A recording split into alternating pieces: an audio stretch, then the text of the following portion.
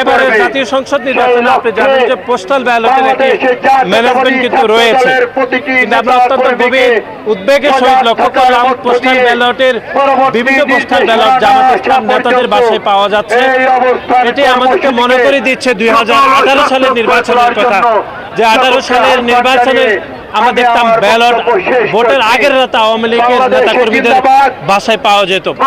সুতরাং আমরা মনে করি এটি অত্যন্ত উদ্বেগের এবং একই সাথে সংশয়ের যে জাতীয় নির্বাচনের মানুষ মুখিয়ে রয়েছে ভোট দেওয়ার জন্য। সে জাতীয় নির্বাচনের পূর্বে এরকম একটি ঘটনা আমাদেরকে মনে করে দিচ্ছে যে 2018 সালের একটি নির্বাচন নির্বাচনের কথা।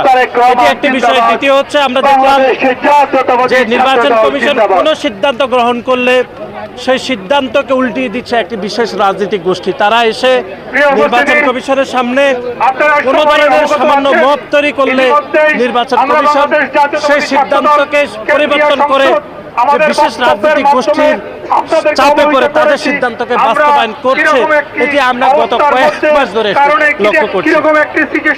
আরেকটি বিষয় আপনি জানেন যে নির্বাচন কমিশন একটি চিঠি দিয়েছে, আপনি লক্ষ্য করেছেন যে বাংলাদেশের ত্রয়োদশ জাতীয় সংসদ নির্বাচনের পূর্বে বাংলাদেশের সকল নির্বাচনকে আপাতত স্থগিত করা হয়েছে। সেখানে ছাত্র সংসদ নির্বাচন, ব্যবসায়ীদের নির্বাচন, সকল নির্বাচন।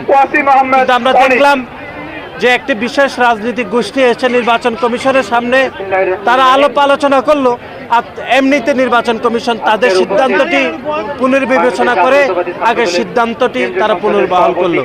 তাহলে এরকম যদি চলতে থাকে তাহলে আমরা দেখব জাতীয় সংসদ নির্বাচনের সময় কোনো সিদ্ধান্ত যদি নির্বাচন কমিশন গ্রহণ করে, তারপরে আমরা দেখলাম সেই বিশেষ রাজনৈতিক গোষ্ঠী যদি তাদেরকে মব তৈরি করে চাপ দেয়, তাহলে তাদের সিদ্ধান্ত পরিবর্তন করে সেই বিশেষ রাজনৈতিক গোষ্ঠীর সিদ্ধান্ত বাস্তবায়ন করবে। এটি আমরা মনে করি অত্যন্ত উদ্বেগের এবং একই সাথে শঙ্কা তৈরি করবে। এই তিনটি কারণে বাংলাদেশ জাতীয়তাবাদী ছাত্র দল অত্যন্ত শান্তিপূর্ণভাবে অবস্থান কর্মসূচি পালন করছে। আপনাকে ধন্যবাদ। এখনো পর্যন্ত আমরা যাইনি, কোনো প্রতিনিধিও আমাদের সাথে আসেনি। আমরা অত্যন্ত শান্তিপূর্ণ কর্মসূচি পালন করছি।